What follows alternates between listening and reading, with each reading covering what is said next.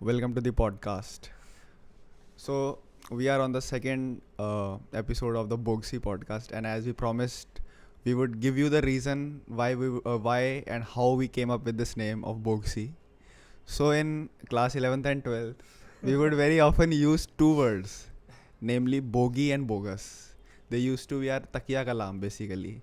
So one day he came up with the idea, why not merge these two words and come up with a new word, boxy, so that we don't have to use these words interchangeably, and we can combine the context and essence of these two words. And basically these two words mean sham, or like someone who's a scoundrel type. Yeah, that, that is how we use this word. It's our style of abusing someone, like you are boxy man. Yeah, so we have given you the reason, and you have a very good reason to watch us. So today we have planned to talk on some life philosophy, uh, and I want to ask Nipun, what's one philosophy that has impacted your life the most? Oh, it's a huge question, being the first question of the podcast, and that was a great explanation for the Bogsy meaning. Yeah. I think yes, because we take pride in calling whoever we call Bogsy, they have been blessed according to us. As far as the question goes, I think it's a really cool question, but the answer that I can think of right now, a philosophy that has affected me the most, is the philosophy of never giving up, or the philosophy of delusion. That is what I like to call it actually, because even at this point in my life where I'm actually nowhere close to achieving a lot of the things that I want to achieve, I do not care about how the things are going, how bad something is going. I just like to have the delusion that maybe someday, even if I'm 50 or 60 by the time it happens, maybe if I'm working hard enough, something will happen and something near to my dream will happen. An example being, let's say there are people who like cricket, right? So people might play till the age of 25, and then they believe that they have to go to work, so they stop playing altogether. So maybe if I manage to play till I'm 40, even if I find 2 hours a day to play to bowl, then maybe I'll be like Praveen Tambe, who made his IPL debut at 40 and still won the yellow cap or whatever cap it's called. So that's a philosophy that I like the most. So if you ask my philosophy, basically I am a guy who is interested to make into public sector. Since I'm doing law, I'm very keenly, yeah. So if you ask my personal favorite philosophy, since I am a student who is studying law and I want to make into public sector sphere, either through litigation, judiciary, or bureaucracy, even or maybe politics. Maybe I think the philosophy that has impacted me the most is Machiavellianism. Yeah, that's a very dangerous one. That's a dangerous one. And it was, those of you who don't know about it, let me give you a brief summary of it. It was given by a Italian diplomat who lived in Italy, obviously, in the 16th century, and he's considered to be the father of Renaissance movement in Europe. Uh, Basically, it is understood in a very negative connotation in today's world, and I'm damn sure like every business leader, every politician, or every government official has read it, or in some way or the other follows it. Like what it says is that you need to be very cunning, you need to be very manipulative, and in some way unethical and immoral to achieve your goals sometimes successfully, and in order to keep peace and tranquility in the empire that you have created in your life. So yeah, considering the situation we have in our current socio-political context of the nation, I think it is quite prevalent that I'm damn sure that the current ruling party is also following Machiavellianism. And something that impacts me a lot is the dark triad. It is a Venn diagram of three personality traits, like a lot of successful people do have in them, but they shy away from accepting it. Is that they are very not clinically, they are subclinically narcissistic. Okay. Subclinically, they are psychopaths, and they are also they have influence of Machiavellianism in their personality. If I have to give you an example, one could be the tech war of Microsoft and Netscape in 1990s. Similar is Facebook is killing its competition from the market by acquiring all the good startups that are emerging in US and all across the globe, like WhatsApp and Instagram, uh, and making itself a bigger corporate giant and having a deep impact on people around the world. So I think that what people shy away from accepting is that everyone needs to be morally right, and that means are equally important as ends. But what Machiavelli has said that uh, end is much more important than the means. You can go up to any extent or use any hook or crook to achieve your goal. So what's your take on that? So I guess like the first thing that comes to my mind when you like explain Machiavellism, even my like when I've come across people referring to Machiavellism, it's almost every time in a negative sense. They take examples of like dictators or people who are very evil to justify Machiavellism. You never see like a happy leader or like perhaps Steve Jobs and you just say Steve Jobs used Machiavellism to get to where he was, right? You never hear about these things. So I guess what I think of this is um, the negativities or like the stuff that is bad which comes with Machiavellism. Like you gave the example of people in bureaucracy or people in governments, right? Using Machiavellism to succeed. Does that maybe that includes them taking corruption or perhaps not listening or perhaps listening to their what superiors without questioning them, because in the end they are happy with their job and they want to earn money for as long as possible and they don't want to be transferred to god knows where, right? So regarding those things, like the only question that I have is there any way that you could possibly avoid the negativities of Machiavellism that come through it? Because before we like go forward and talk about what benefits arise from Machiavellism or why everyone needs to have a tinge of Machiavellism, or as you say the dark triad, that every successful person has a certain Machiavellian trait in them, do you think there is ever a way to tackle those negativities that come across with Machiavellism? And could you perhaps justify those negativities a little more for us? I think it would be very abstract to think of a person without a tinge of Machiavellianism in his character, because let's consider you are an IS officer. You you decide that you are determined to change the system, but when you come into the system, you see shocking realities around you. You see, and you have no way out of that. And in order to be a part of the system and in order to run that system, you adopt so-called unethical means that public considers unethical, but those are the only ways through which you can make your way to the top and make a change that you are determined to make. So I think if you do it without Machiavellianism, then I think you will be considered Maryada Purushottam Shri Ramchandra. But I think I've personally not seen even a single person who hasn't adopted 100% pure means, who is 100% without Machiavellianism. They might not accept it, but somewhere down the line they have done something or the other in their life to achieve their goals using Machiavellianism or using something that is called immoral. That is considered immoral, but it is the need of the hour. So I don't think that is possible. Even if it is, I cannot think of a way.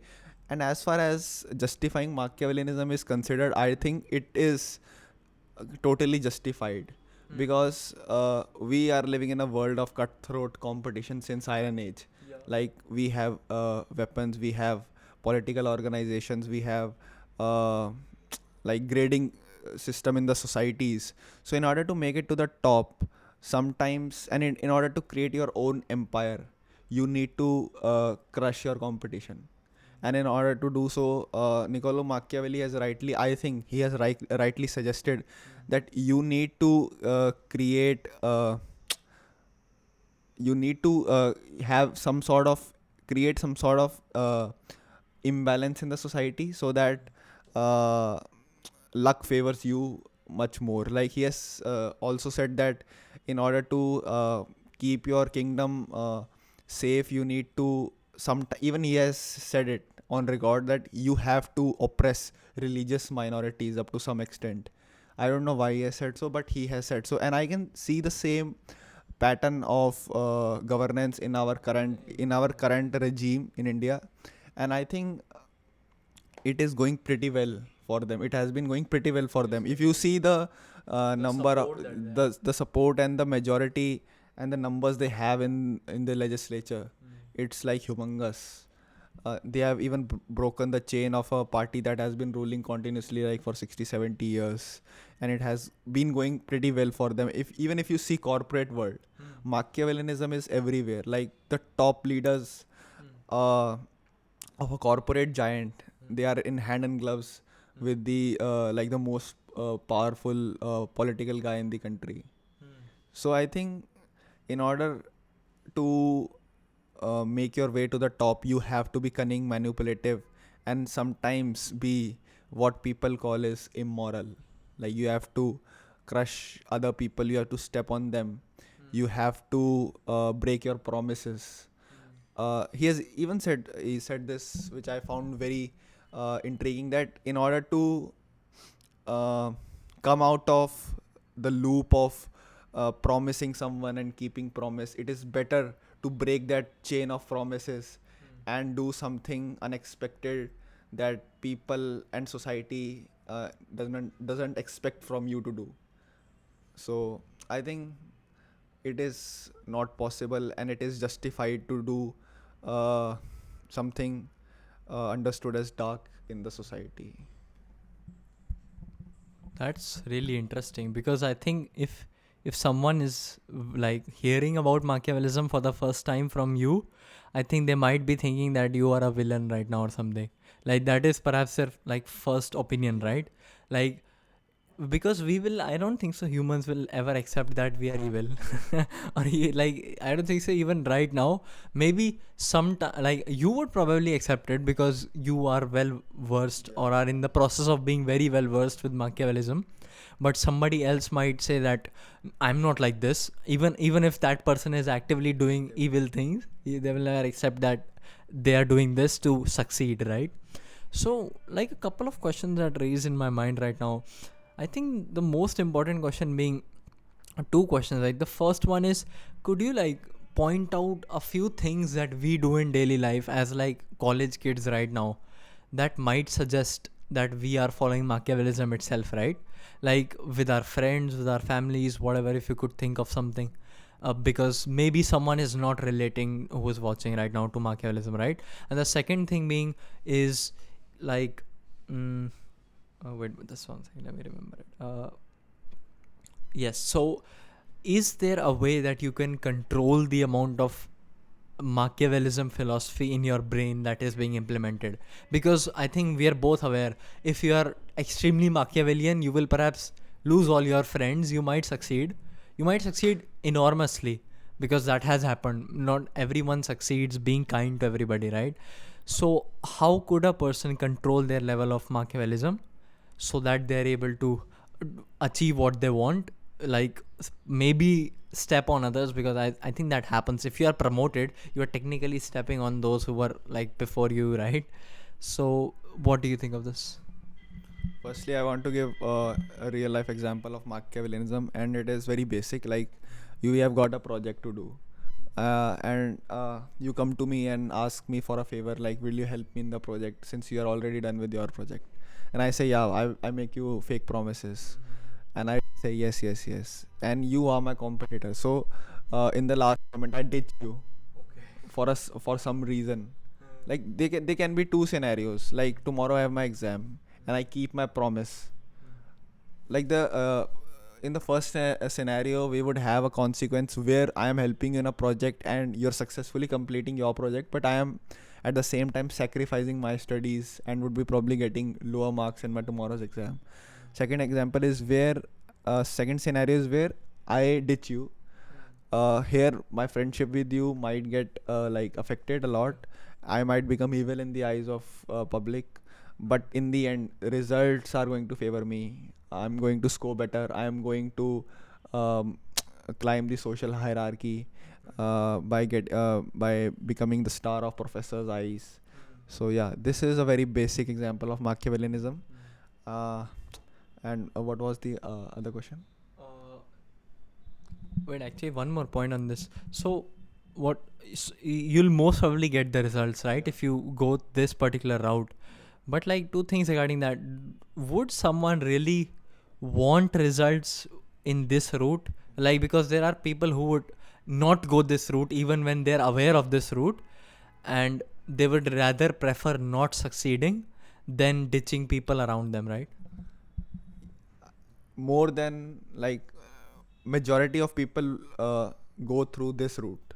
Like they rather choose helping their friend rather than taking Machiavellianism as a way to climb the social hierarchy. That is the truth. That is why not everyone is successful and tremendously successful. That is what Machiavelli has said in his book The Prince. Like, in order to succeed, you have to break promises, you have to make people upset, you have to do evil things, you have to create a stir in the society. It's not important that every time it has to be done peacefully. uh, Violence has to be used, betrayals has to be done. So those who are ready to do this, who are ready to become evil in the eyes of people, are the ones who are actually going to succeed or get whatever materialistic or unmaterialistic results they want in the end. You can choose to keep friends, but then you will not get the results you are desiring for. I think this philosophy is very intriguing, because if you think about it, when we lose, like, when sometimes in class we do not score as well or something happens, right? Sometimes there is a tinge of Machiavellism against us that is being brewed, right? Because you'd see a student who is our friend, he's deliberately going and like licking the teacher's ass or something, right? Because I mean, it's very obvious we're not doing it, but he's doing it and he's actually benefiting from it in the end, right? But like, okay, so we talked about how people succeed using Machiavellism, right? A majority of people do. But like, since this philosophy emerged at an era where I don't know if mental problems were this common. I don't know if during Machiavelli's period people were depressed or something. Maybe they were, but maybe not as bad as right now because of social media, right? We know the implications social media has on mental health, right? So at a time where people are so emotional, right? Everybody is emotional, because you could say something to somebody right now and they might take it to heart, even though when you didn't mean it, right? And you go forward and you use this philosophy to succeed, right? Now, as a human, this philosophy will have negative emotional implications on you, even though it gives you physical benefits, right? So how do you think someone is going to manage those things? Also, I remember the second question that I asked, it was about controlling the philosophy, about how you could master the philosophy to such an extent where you could still have friends and not be this evil dictator that is on his way to succeed, right? I think if you have friends, then you won't have a true connection with your friends. Because like studies have shown that people who are on the top of an organizational ladder are the ones who have a tinge of yeah, they are not just lonely, they are also narcissistic at the same time, because they pretend that they are supreme, but from the inside they are quite lonely. And they are also they have, like, a lot of people have admitted to have read The Prince in their life. And as far as I am considered, uh, talked about mental health. So the time in like around 1513 this book was written was a time when Europe was very unstable. Italy in particular was divided into a lot of city states, and the humongous task on the political philosophers was to unite the kingdom of Italy. But up to certain extent, Machiavelli failed the king of Italy, and he was imprisoned and he was abandoned and sent to exile, where he where enlightenment fell upon him, and he came up with this book, and he realized that it's not that mental health was not existing at that point, the issue was not existing. He was really depressed at one point of his life, and he died before 60, right? In the in his 50s he died. uh, and he had, despite being a bureaucrat in the court of monarch, he was sent to prison because all the blame was put upon him, that because of him the monarch lost a battle. uh, so I think it was not, I won't say that today's society, of course it is much more complex and dynamic than the society that existed in the 16th century, but I think mental health has nothing to no role to play in it. Yeah. But I think it does. I mean, you just like when you talked about like Machiavelli being extremely sad during him being imprisoned and all the blame being put on him, right? Maybe because now it makes me think that this is a very revolutionist theory. It's like I am a victim of the system and I have been pressured all my life. But still, he is No. justifying that system. It Yeah, is he's correct. he's But still, justifying what it. happened to Yeah. did whatever the monarch did to Hmm. me was right. He's Yeah. still saying that. And his answer is my philosophy should have been different. What philosophy is in the Prince, right? The Machiavellian philosophy. Like, so basically what I'm saying is that right now, if someone is to, like, for example, if we have a friend circle, right, of 5 people, and one of them regularly uses Machiavellian tactics to get to the top, right? Like, at the top of the friend circle, top of his class, anything. So all the other friends are obviously going to sense that this is going on because he's going to play some games with him, right? So there is an obvious implication that happens, because then that kid will think like, I don't want to be friends with this Machiavellian guy anymore, because all he thinks about is himself and his success, right? So that Machiavellian person, even though he'll get all material success, he might think at the end of the day, I am alone, all my friends have left me. I utterly disagree, totally disagree from you, because that guy is not a true Machiavellian. What Machiavelli has said, that a leader has to do evil things not by himself, but by ordering subordinates under him. He has to keep a clean image of himself. He has to make other people who are below him to do such things. For example, in Bangladesh, when a lot of riots were it was not the general who was blamed.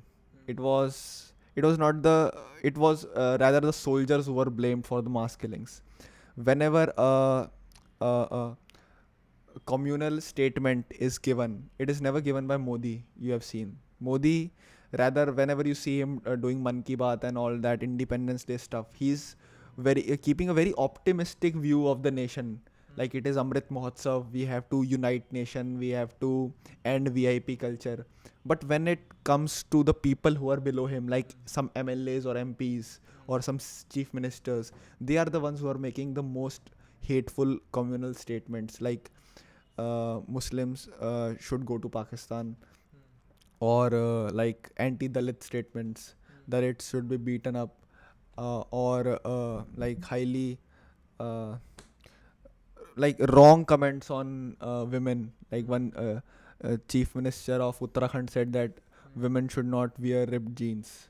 Like, it's not the supreme leader who is making such using or displaying that he's playing such tactics. It's the people who are below him doing all that stuff for him, and this is how he keeps his image totally clear and gets away with every wrongdoing and gets what he wants. So I don't think that guy in the friend circle you are talking about is a true Machiavellian. He's not a true Machiavellian. He's just like a victim of Machiavellianism, which is being played by someone else. Wait, so if he was a true Machiavellian, he would still have those friends, and those friends would still respect him. This is, but I don't. Okay, how do you go about this? Because, like, for example, let's say I do have a group of friends, right? And I need to maintain that bond till the end, right? But at some points, I have to betray them, or I have to tell them that I cannot come at this party, like, for some reason, even though, like, everybody's going there, right? And people, like, especially close friends, they take this to account, they take this personally, right? So how exactly could a person who is following this philosophy maintain his social relationships? How does he manage to go about doing this? First of all, Machiavellianism is not for every chap, every Tom, Dick, and Harry in the society. It is particularly for. It is a guide for the monarchs, basically, for the leaders, for the presidents and prime ministers of the countries. It's not for every Tom, Dick, and Harry. So, as even if you ask me, he has to be very diplomatic in this case. He has to get what needs to be done in a way that no one senses him. No one senses him what's going on in his mind. Like Machiavelli once said that everyone knows what you portray yourself to be, but really few know what you actually are.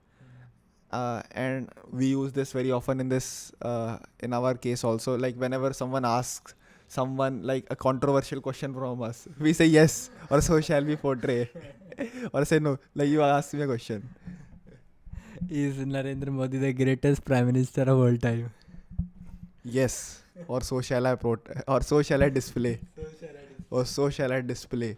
So yeah, in these controversial questions, you have to be slightly diplomatic. But as you said, you are not a leader in this case because you are alone. So Machiavellianism is not a tool for you. You have to you have to probably come up with some other tactic. So yeah. So, like, the thing that I'm getting from this philosophy the most is that it's a very essential philosophy if you want to succeed in particular things. Let's say from the start, I have set my goal that I, for example, want to be a lawyer, right? The goal that you have. So I'll do anything and everything that it takes for me to become a lawyer. Even by hook or crook, I'll become a lawyer, right?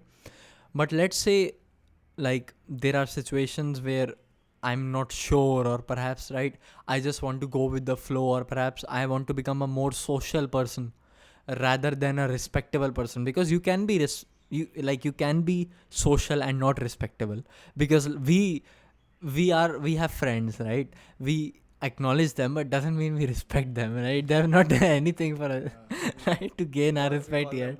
We call them boxy, right? So I think if, like, for example, if I am to use this particular philosophy, I would, first of all, usage of this philosophy in itself requires a lot of deliberation. You have to be really, like, you have to think if you want to use this philosophy properly. Because let's say you use it improperly, it is perhaps going to be the reason of your demise, because now you have betrayed all of your friends for no reason at all, and they are going to feel bad, which maybe in the Machiavellian philosophy they won't, right? Because I think the viewers also know right now, we cannot talk in absolutes. Like, we have to maybe use examples right now, right? So let's use an example actually. So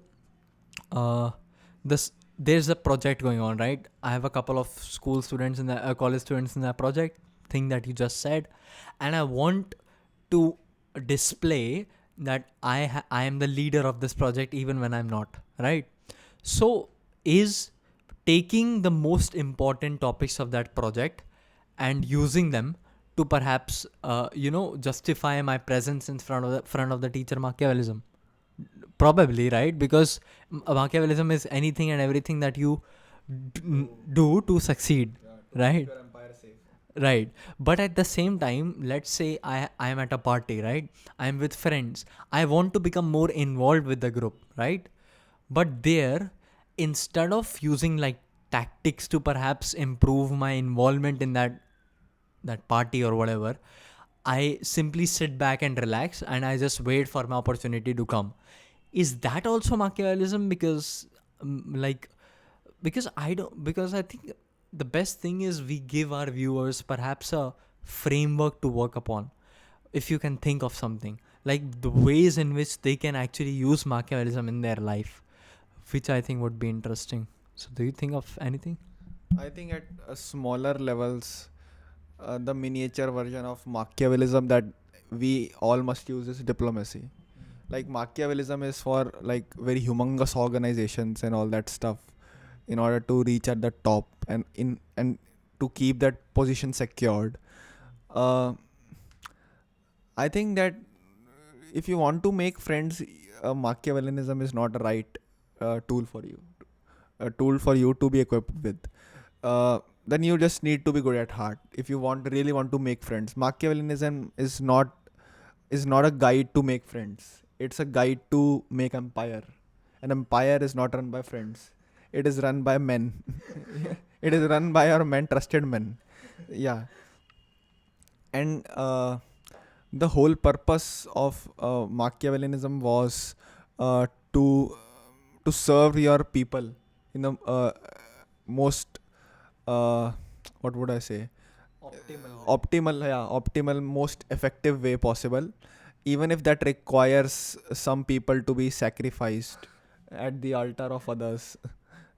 So yeah, to make friends you don't need to have Machiavellianism, and it is not a tool that I would suggest everyone should have, because we are not ready to accept the dark side of Machiavellianism, and it is quite dark actually. Something that must not be used in uh, daily life and for every coming situation on their face. Do you know what else is dark? This podcast. This podcast has become very dark all of a sudden. It's like we are in the Italian like revolution movement, and we are sitting at the bottom of like a dungeon, and we are and we are discussing tactics. Oh, how to assassinate? Yes, exactly. Like, yeah. So I have also so yeah, I think that was pretty much all about Niccolo Machiavelli and his philosophy of Machiavellianism that he has given in a 90-page essay called The Prince. Uh, so the next topic that I want to discuss, it is quite abstract and quite like very rare to think about. But have you ever thought about this world being and everything around us being a stimulation? Yeah, like it is very. Sorry, no, it's a simulation. yeah. We are jumping. We are literally jumping universe right now in the topic. Beca- Wait, I just wanted to put one more thing into the Machiavelli thing though before we close it forever, right? So I think the way someone can use Machiavellism really effectively is to use it at individual points in their lives where they want to do anything and everything to win, right? If it is a competition, the best example, there's a Shane Warne book right there, right? Everybody knows the Australian side in the 90s, right? The amount of sledging that they did to win, right? And they were so rough, right? Even what happened with Steve Smith, the ball tampering thing, right? So so at that moment, maybe we can suggest like in those particular matches, their philosophy was Machiavellism, win at all costs. Like just get into the minds of the opposition, right? And when the match is over, there is no Machiavellism. They just chill and have a beer with like their opponents or whatever, right? So That is also Machiavellism. Like they're cleaning that yeah, part of. everything is Machiavellism. It is possible, quite sure. Yeah. So that's very cool. Like someone who's perhaps struggling to succeed in their lives and are jealous at this point, like just like Machiavelli in the jail, can give a thought to Machiavellism, but just I think wait, they can't actually because Not for everyone. It's genuinely I feel it is not for everyone. right because an emotionally like a dead person resorting to Machiavellism will just become the next Hitler, right? So it's perhaps when you are at a philosophical point of time in your life, you are like deciding routes that you can take and you are deliberating on them with your brain, you might consider Machiavellism in particular points of life. That's very cool. So we move on to the next phase of the discussion, which is which is, yeah, like, I know it's very poles apart, but I intended to make this podcast very diverse and very, very unexpected and taking unexpected change at this point of time. So my next topic is, are we in a simulation? Uh, I wish, honestly, because I think it makes me like excited to know that someone is monitoring me right now. I mean, this might be weird, but like, so we talked about a process yesterday, like the previous podcast, right? So we talked about how people have processes that they need to succeed. They go through failures, they go through extremely low points in their lives, and they go to extreme highs, right? Now imagine if like there is someone, number one, who is actually in control of this, which is like, I think very cool if you think about it, that someone is literally controlling us. And like what we are doing right now is, even this podcast and what I'm saying is coming out of my mouth is being controlled. And second thing being, maybe I'm not being controlled, I'm just being monitored, right? They're just watching us and our progress, right? What we're doing as individuals. And you know what? That actually gives me hope. Like, because imagine, you can literally view this earth and our life in two different like perspectives. There are just two. One is everything sucks, there is no point of living and life is shit. Second is we are the only people here, we need to do something, or all goes to shit, so we better do something. One day we will have an alien invasion and we'll die. Yes, so we better prepare, right? And we don't have long to live, we have 70 to 80 years max. Maybe less, probably less. So do everything that you can in that period, right? And when it comes to like a simulation, so firstly, what do you think a simulation means in your regards? So I think I'm very a layman to this idea, but I think like simulation is like a game. Like when we play like GTA 5, we are controlling a guy. We are making him shoot a gun. We are making him drive a car. We are making him go to different places and do different tasks for us. And it is us who are giving that person, who Trevor or Michael, whoever that person is, instructions to do something. What if we are in a game and someone else is controlling us? So I like, it is a very intriguing thought. Uh, and if we are actually in a simulation, so I think the world is very small.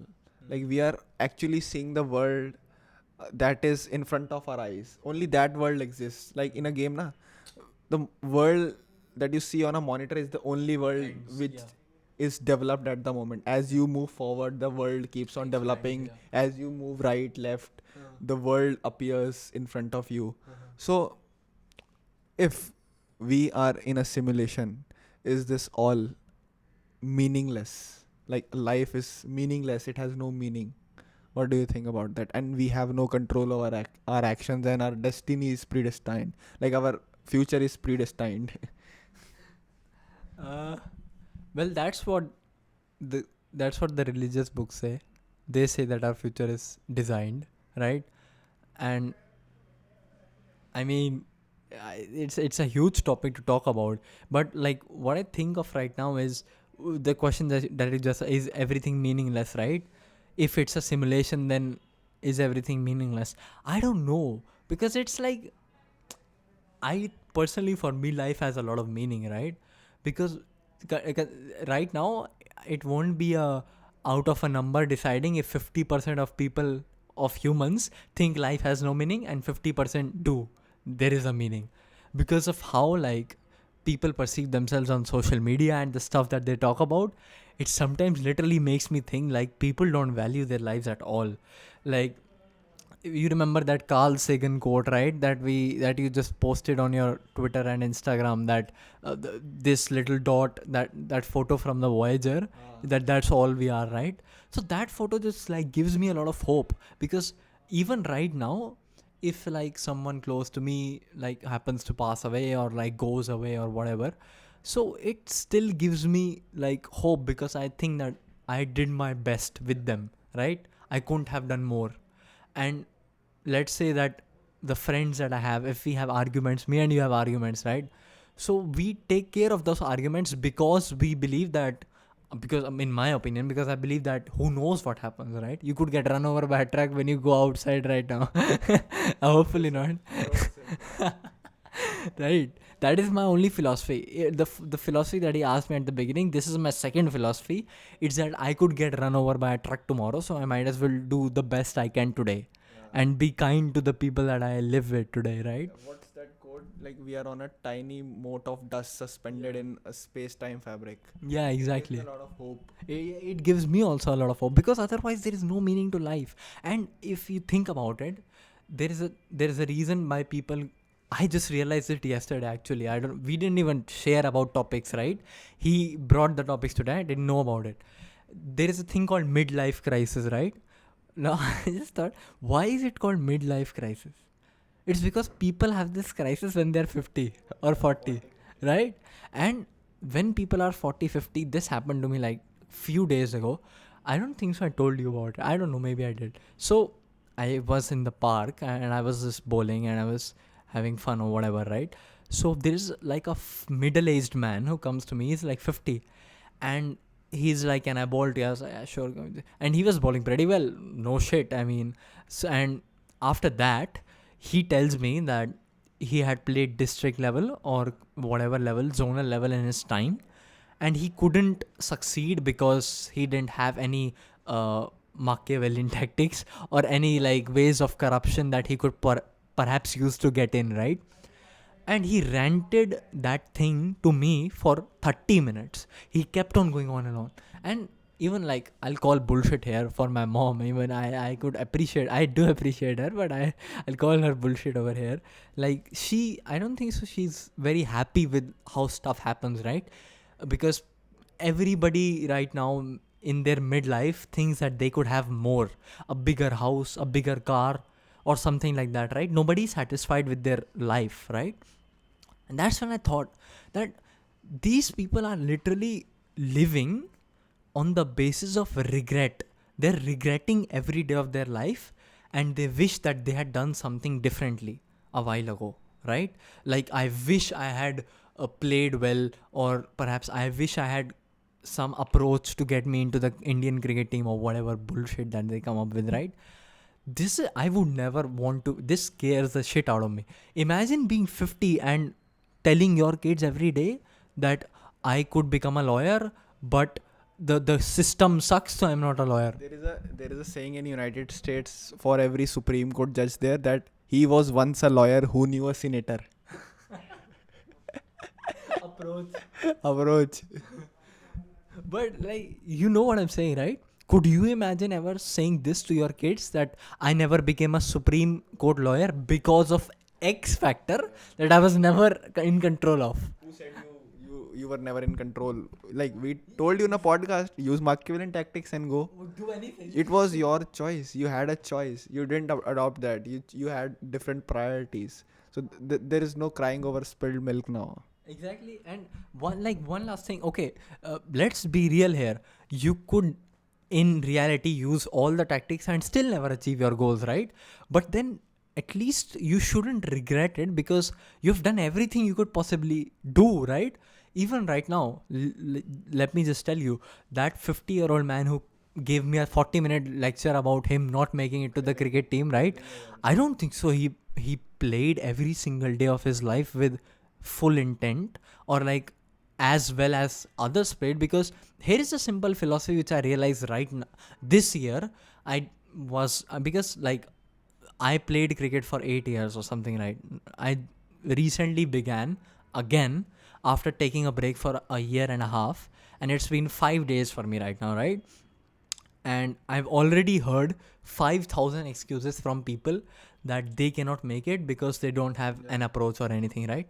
So, like, the only thing that I used in my brain was, okay, you don't have an approach, but let's say you go to the trials, because everybody gets a chance to go to the trials, right? You make a complete fool out of the batsman, right? He cannot even face you. You literally berate him in front of everybody, right? There is a very few amount of chance that you won't be selected then. Imagine if you make a living fool out of someone, and even then everybody's literally laughing at that batsman. and they still don't pick you, I mean, just accept it and move on, because you've tried your literal best, right? Go next year, because there is a next year always, right? That is where everything stems down to. Life matters and there is hope. Yeah. So, like we have given you a clear tip. We have made the rules of the game very clear. We have, There are no rules. yeah, Do anything. do anything. Use Machiavellianism, guys. If you have to, like, if you want to crib in your life, if you don't want to crib in your life and want to be satisfied when you are on your deathbed, I think you should know the rules of the game that you are playing very clearly, that there are no rules and there is no morality. As long as you don't get caught, you can do anything. Like, you can do anything as long as you don't get caught in it.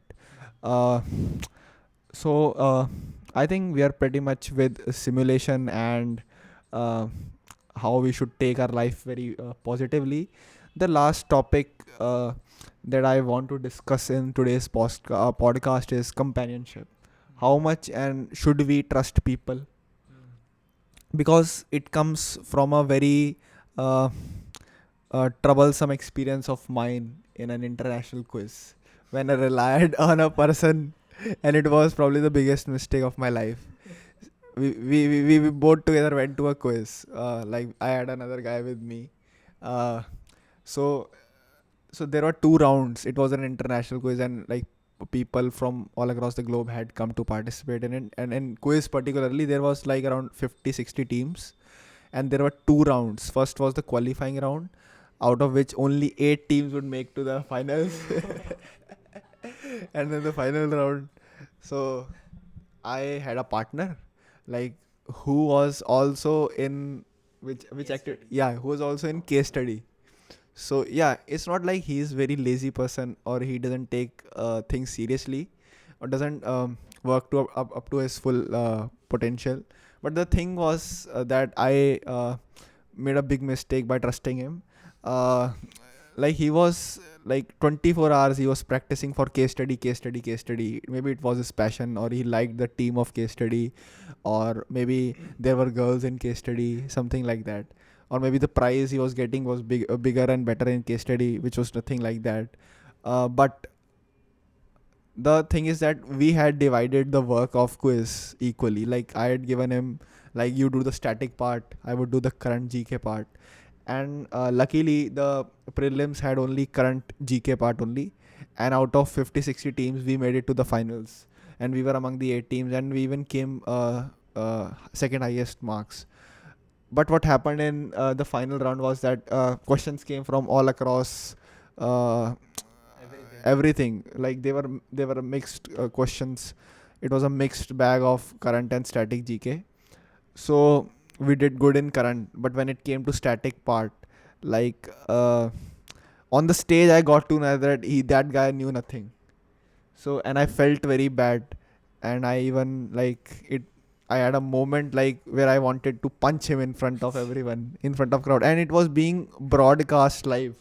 Like, everyone was watching that quiz show. Like, my school, my family, everyone, because it was being broadcast. Uh, and then that guy simply comes to me after that quiz and says sorry.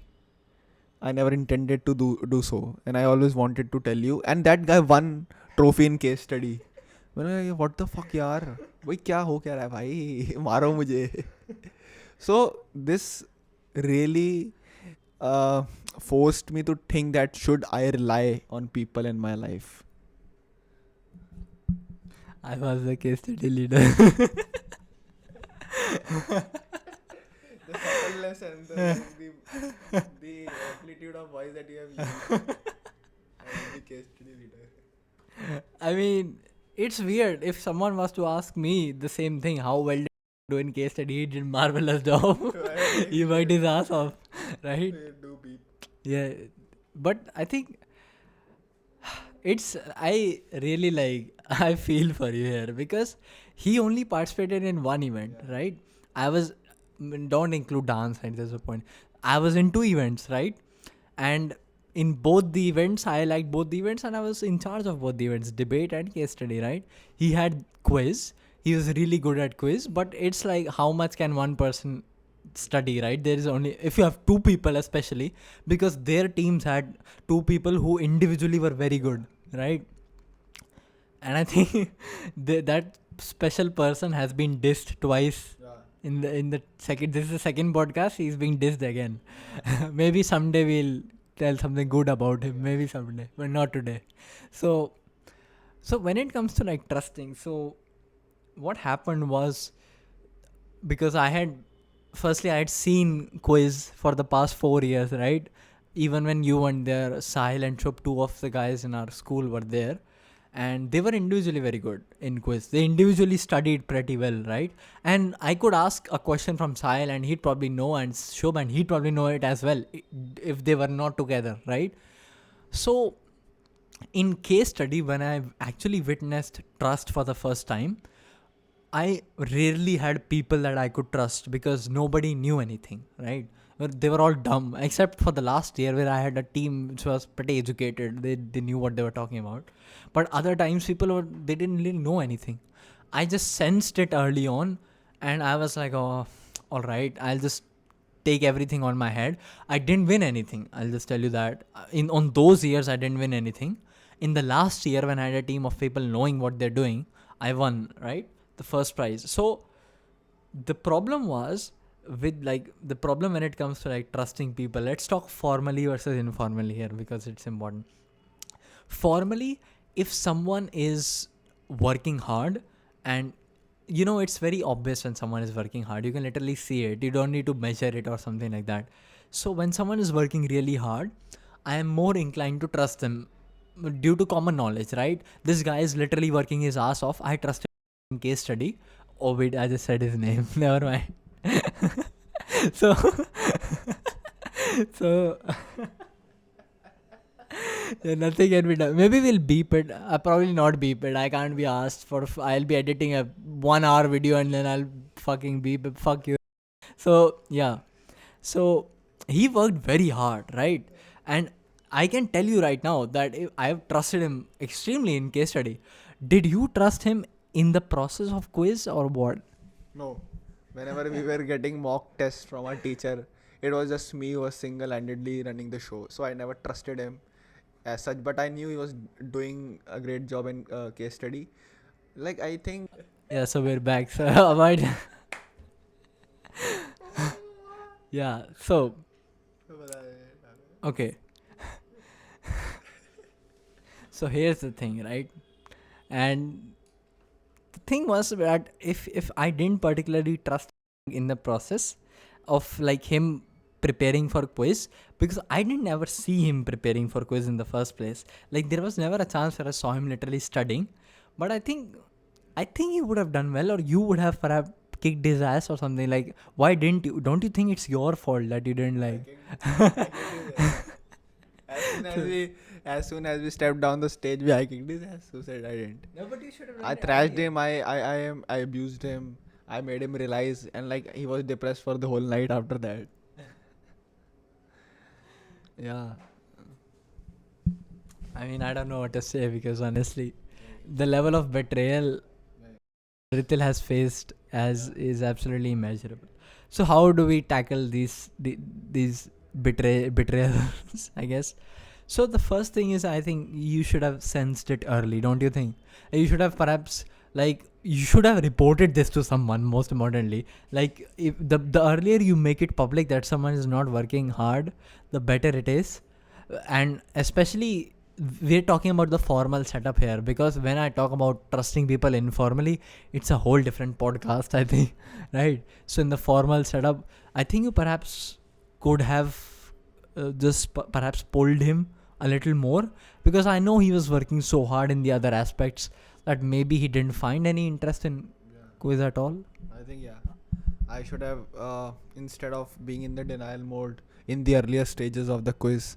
Like I thought that he's a friend. He would in the end he would like make up his part and be prepared for the job. But I was completely wrong in judging his hard work and like the kind of work he had put in the quiz. Yeah, I think it was my mistake up to some extent, but that forced me to like understand the psyche of people, like what person or who is right for the right job at what moment on in their life. I think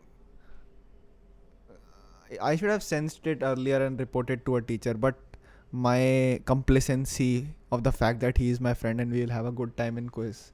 I think I was also focusing on like the pleasure aspect that I would have with my friend instead of keeping my eye on the target. I think that also uh,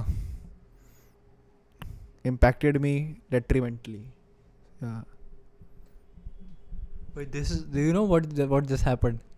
You put forward an example where you could have used Machiavellism, but you didn't.